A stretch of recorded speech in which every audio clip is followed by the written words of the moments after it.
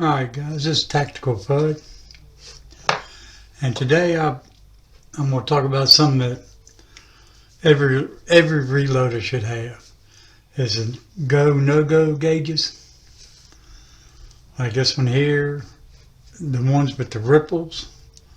You get them large and small, small and large, and they're the ones that got the little ripples on the line, on the body of it, the deeper ridges, and they got the threads on the back of it, so you can screw them into the handle if you want, if you have a handle. So you can use it like that, or you can just use it by hand when you check them. All depends on how you want to do it. Let me get this off of here. All you gotta do is, I'm gonna do the large ones here first. This here is the go gauge. Alright, it's not going in. You know, and to a new reloader, that pocket, primer pocket looks good. But this gauge here will not let it go in, so you'll have a hard time putting the primer in. You probably mess up the primer. So what it is, it's a military casing and it has a crimp in it. So if you can swage it out, or you can cut it out on the, however you want to do it. But that one there will be good after you do it. And let's see here. Alright, see how that one goes in? I don't know if you can see it or not, but there's a little line right there about where my finger is.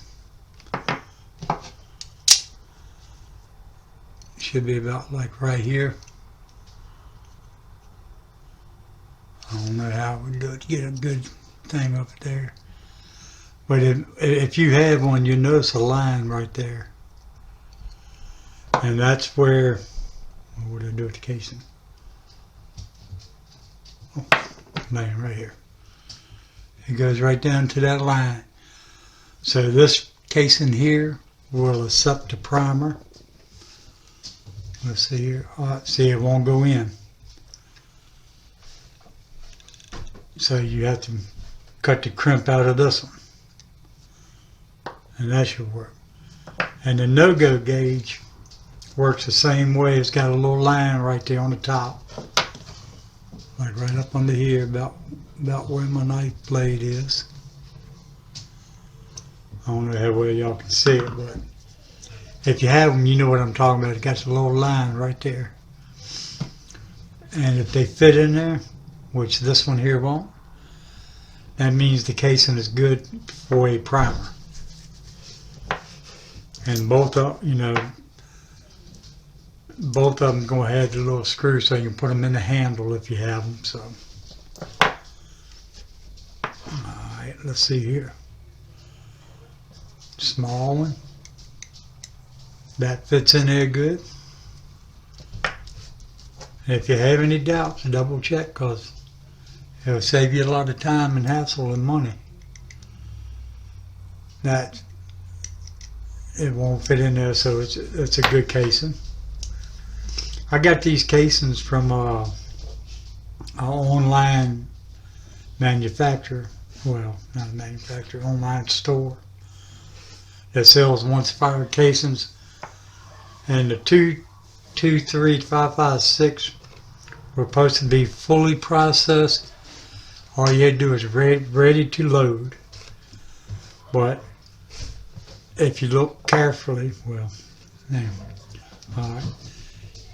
The small one here, it won't go in. And like I said, I don't know how well you can see it. Let me get up here a little bit closer. There's the primer, the sides of it are still in it. Just when they were doing the depriming, it popped, I guess I'm gonna call it the top of it off, or the cap or whatever. But the sides are still in there. Let me grab my flashlight, maybe we can see something a little bit better. Whoop. Oh damn, that made it worse, didn't it? But all y'all who deprime, I'm pretty sure y'all had that happen to you once or twice, if not more. But there's the rest of the primer is still in there. So you have to drill it out or however. I ain't never done that yet, so that's gonna be my next thing. So I'll stick that one over there. Alright. That one there goes in good, so that's good for a primer. That's good for a primer. I'll grab that one here again. We're going to check it with the no-go gauge. It won't go in. It won't go in, so that barely. Oh, so they're good to go. And I've been taking my 223 brass, cutting it down for my 300 blackout. And I'd done this before I got the gauges. And I couldn't get no primer in there because both of these had the broke off primers in it, where it still got the sides in it.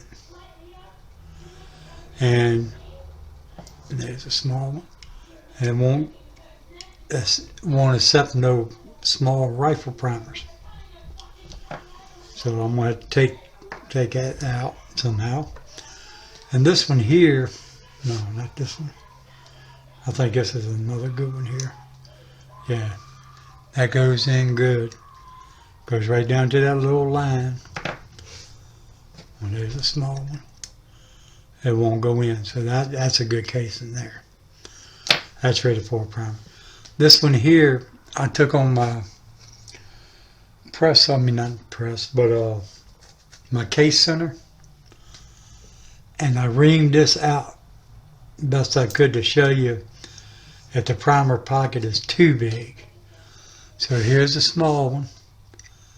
That fits on these, and I mean, it's real loose. And here's a no-go gauge. When they fit in there that easy, this case in here is no good. Just, now I take a pair of pliers and bend it, smash it all up so it can't be reused, and throw it in my recycle, I guess, trash can, I guess you would say. Well, recycling bin. But these here I picked up off of Amazon. You can get them at Amazon. They're Starburst. I think was once they made this. But they are a good thing to have, and if you have a couple of handles, you can screw the no-go gauge on there and the small go gauge here on another handle. That way, ergonomics, I guess you would use it for. But if you're doing a lot of them, it'll probably help you. That's all you got to do is just stick them in the case, and if they go, they go. They fit into that little line right there. Once you get them, you'll, or if you already have them, like I say, you'll notice a little ring in there. So that's my little thing for today. I wish I had these when I first started reloading. It would have saved me a few primers on the start, especially until I got to the point to where you know what you're looking for. So I would highly recommend these. Like I say, you can go to Amazon. They're real easy to find on there. So I hope y'all have a nice rest of the weekend. I'll see y'all later tonight. Thank y'all.